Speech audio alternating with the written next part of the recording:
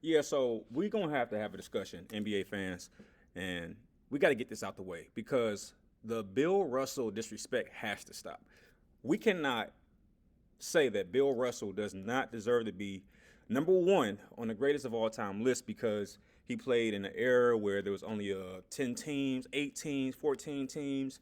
You only had to win 2 games to go into the playoffs. We're not going to penalize Bill Russell for when he was born, are we? That's a little weird because he played in an era where he was really the only big player from that era. Now everybody is as big as LeBron James. So LeBron James doesn't deserve to be number two. Everybody is as big as LeBron James. Now LeBron James wouldn't win in our era. You know how unfair that is to remove somebody's achievements because of when they were born? That is what everybody is doing against Bill Russell. You want to know why? Here's a little secret. It's because he knows Bill Russell exists.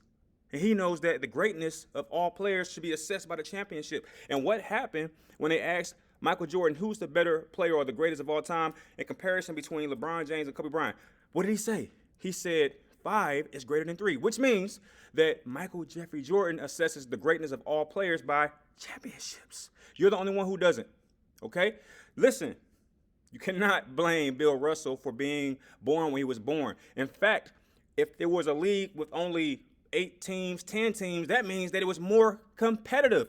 Now you can argue that the NBA is oversaturated with all these teams, all these expansions, all these players. So now you have all these players on the bench, all these.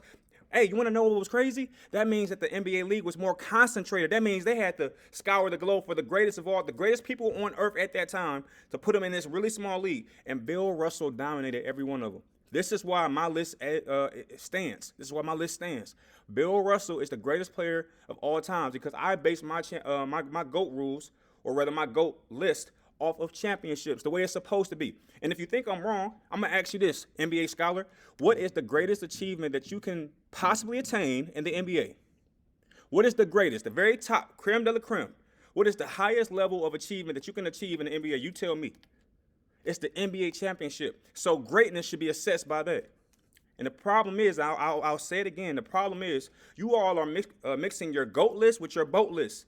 Now, if you want to say that LeBron James is the best of all time or number 2 on the best of all times list behind Jordan, I completely understand. That's the same for me. But greatness is different than best, okay? Make sure y'all understand that. The disrespect for Bill Russell has to stop, man. It has to stop.